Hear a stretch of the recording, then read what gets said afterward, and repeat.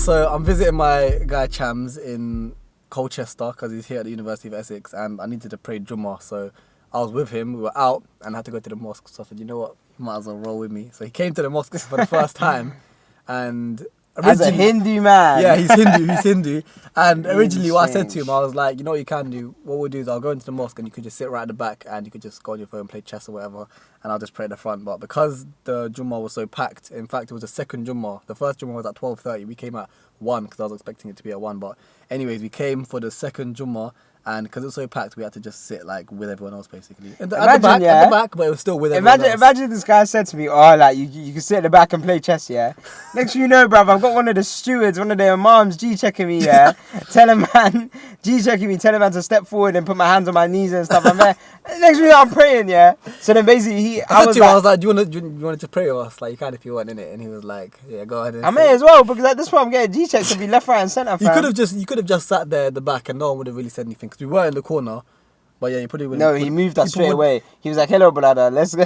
Let's go there. What happened was he tried to sit at the back, like right at the back, and we were blocking people, and I was going to start praying. He was like, yeah, don't pray so people can't walk past you. Go sit forward in it. But I wasn't going to try to explain to him, like, yeah, my Hindu Shindu friend has come and he can't really, he's not really here to pray. But anyways, yeah, so the Jummah started and man got up and just joined in the prayer.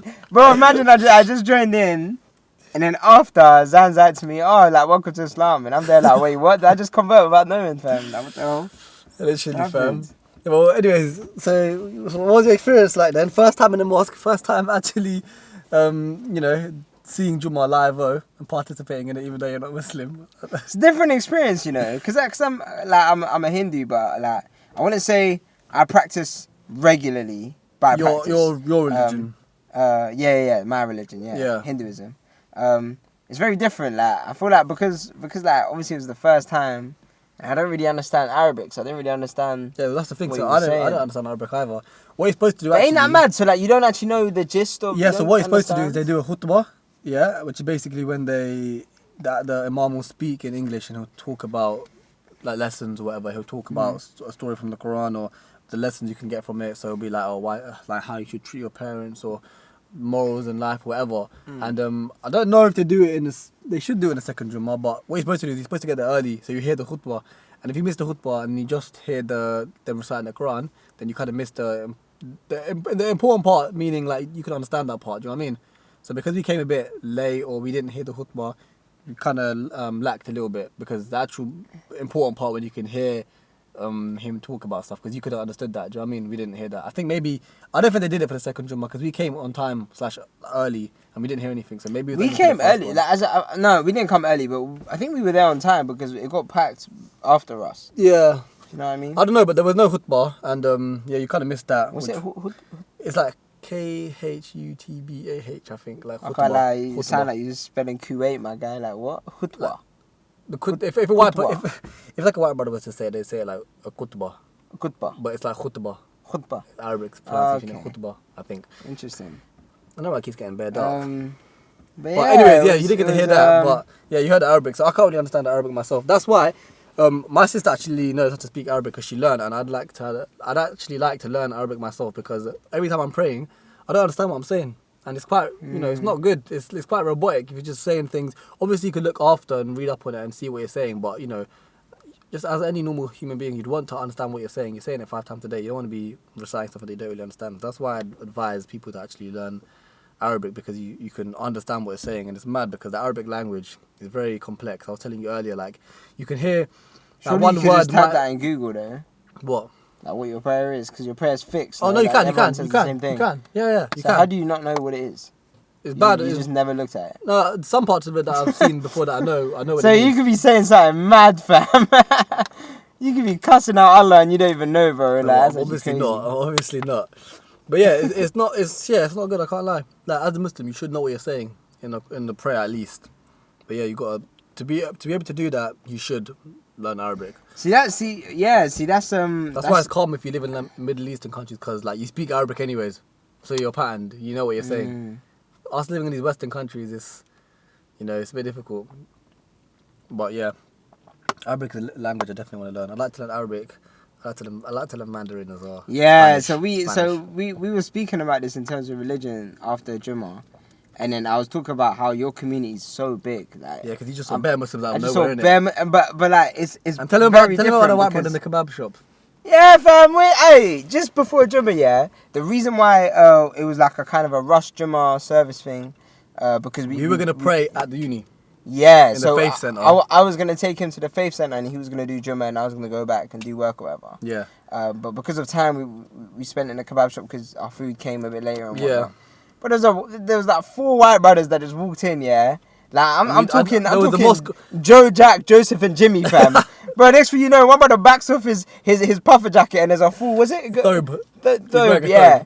He looks just like a geezer, and then he was actually Muslim. He was wearing a full-on thobe, and he Yeah. just didn't look like a Muslim. I mean, Muslims can look like anyone, to be fair, but it didn't look like a Asian. But it Muslim. wasn't. Yeah, it was. Come on, man. It's Stereotypical. extraordinary. It is very extraordinary. So he just told us, yeah, bro, the mosque is around the corner. Yeah, Whatever. man. And I'm pretty sure them man probably went to the first Jummah, Yeah. yeah. Because I remember they were saying, yeah, there's another one at 120. So they probably went to the first one, and it was 4 like British geezers, man. That's actually crazy. That's what I'm saying. That's what I was telling you about Malcolm X. Like, when he came to Mecca for the first time and he did Hajj, and you realise that there was bare different races all praying, and it didn't matter like what race you were, because everyone was bare accepting. But yeah, in Islam, bro, bare different races. It's all over. It's like it's everywhere, isn't it? And that links to what we were talking about Mandarin, because I said in Hinduism you don't see that because there's 1.4 billion Indians. Yeah, because Hinduism is basically yeah. But that's not because of how we made it. It's because of the population Where of it originated from? Not entirely, because Where did Hinduism originate from? India, no? yes, but I'm saying if India was as big as Pakistan, or if India was not that big, then the religion would branch out. But because the religion is so big, because the population of India is so big and the population of Hinduism is obviously strictly India, then it like you naturally kind of assign it to that. So why and do you it's the think? same with Why Mandarin. do you think? Sorry to cut Because you off. China's at 1.6 billion. Yeah. So why do you think Hinduism is so linked to India and Indians? As in, why is it mainly Indian to a Hindu? Like, obviously it comes from that country, cool. But like, why do you not see? For example, you'll see black brothers who are Muslim, white brothers who are Muslim, and if you go to China, you'll see like some Chinese Muslim, whatever. You'll see anyone can be Muslim in it. You'll see a footballer and you're like, oh right, he's Muslim. I didn't even know that. But like, how comes you don't see the same for Hindus? It's because I'll tell you why. Yeah, and this is this is what I think. I think because that there are so many Indians, we don't have to go out and preach and say the message. Do you know what I mean? But I see that there's a lot of people out there, especially on the social media and in the Western world, that preach Islam, that preach Christianity, that preach So you think because there's already bare of you, you don't need to preach it? I don't think you understand how much, bro. 1.4 billion blood clot human beings, bro. That's a lot of people, bro. Like, it's to the point where we actually don't need to, like realistically, if you think from their perspective, we don't need to expand. Like, we don't need other people to believe in our faith. Like, if it's not about 1.4 billion people. It's not a numbers thing where it's like, oh, we've got enough numbers now. Like, yeah, we're good. We don't need any more people. Like, surely, you want people to follow. Like, as you believe it's the right religion, you want people to join your religion and stuff like that. And it still doesn't really answer the question about why don't you see other races being Hindus. And also, it's Muslims. I'm pretty sure there's more Muslims than there are Indians, I think. So I'll give you it right now. What? More Muslims than there are Indians? Yeah. Indians. Indians. Wait, what? You're literally comparing it. Not Hindus, Indians. Wait. Like 1.1 billion, whatever. 1.4 billion. Really? How many? Most likely, yeah. Because you lot are very multicultural. How many Indians in the world? Bro, no. In the whole world. 1.3 billion people. In India. Only in India. So obviously there's Indians in other places. In the whole world. I don't know how many. How are we going to know how many Indians are there in the whole world? 1.4 billion is saying. No way. Probably more than that, let's be honest. Yeah, look, Mauritius is one of the first countries that came up. That is a lot. Guyana, there's Indians in Nepal, Sri Lanka. Wow. Fiji.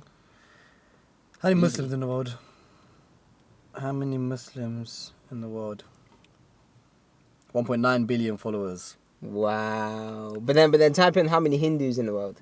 Because then religion for religion. Yeah. How many Hindus in the world? 1.2 billion. Wait, what? Yeah, it's probably less. Yeah. Yeah, because in Yeah. India, some of them are Muslims, isn't it? Fam. Anyways, what were you saying about whatever you were talking about? Sorry. Muslims and Hindus. Yeah. So Yeah. why do you think? So yeah, I still don't understand your answer. You basically said the reason that Numbers, bro.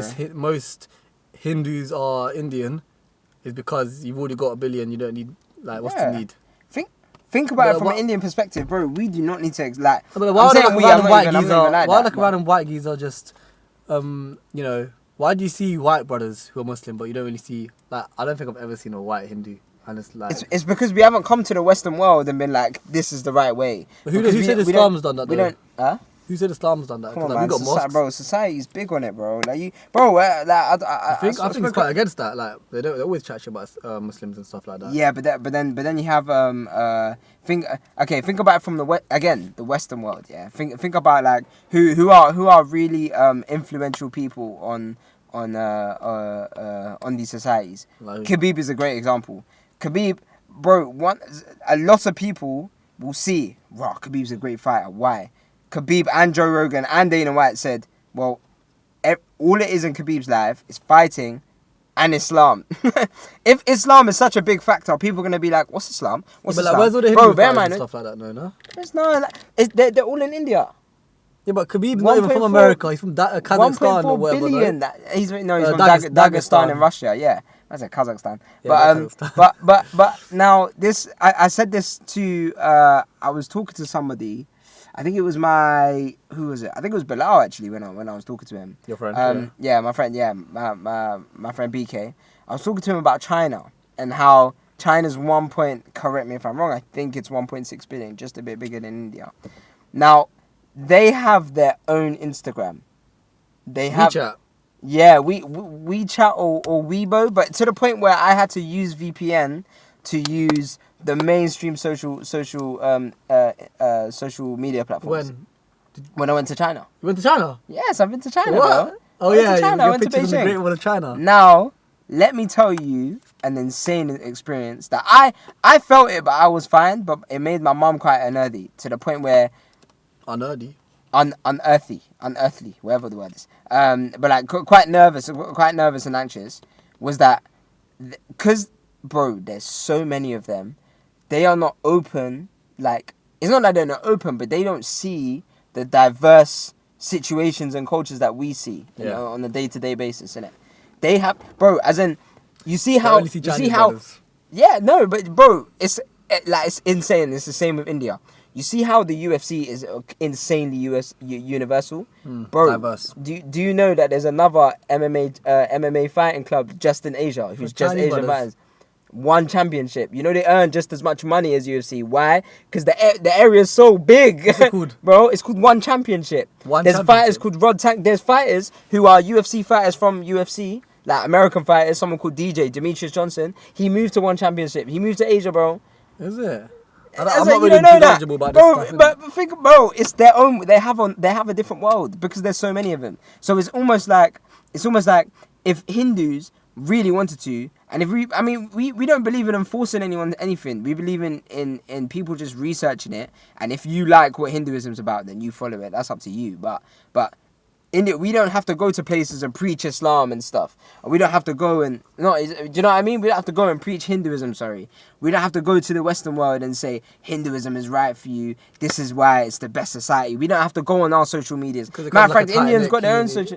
Yeah. It's because it's wham, bro. I don't think you understand how many people that is. 1.4 billion. It's a different world, I'm telling you. Because my mum my mum's been India and China, and my mum said India is a different, it's like a different planet to China. China, bro, I'm telling you, when I went to China, it was a different planet, bro. It was actually a different planet. I want to go to China one day. Man went Mars, bro. It was really, bro, a little girl ran up to us, took a picture and ran off. It's like they've never seen someone as dark as us before. It's a different world, bro. So that's why, you know, when you said you want to learn Mandarin, yes, bro. 1.9 billion people speak that language, my guy. That's a large part of the world. Like the world in hindsight, large part of it is Indian and Chinese. I'd like to know the people's opinions and what they think about people like Hindus and Muslims and how there's like bare diverse Muslims, but most Hindus are basically Indian and stuff. It's interesting, but You guys, let That's us- my take on it. I think because there's just a lot of people. They're all in India anyway, so there's not Yeah, much we point don't need for to. them to be out and about. And bro, we're Muslims are spread all over the born and place raised as in well. Croydon. Like, if we go to India, you're gonna see Hindus everywhere, bro. Yeah. Do you know what I mean? Well, listen, let us know. Can't lie. We got a cutscene because we're going to the cinema. Innit? Yeah, we're gonna go watch Ant-Man and the Wasp. Yeah, bro, don't make us look like nerds, fam. We just go to the cinema. Sorry, innit? bro. We're gonna go watch Marvel Phase 5.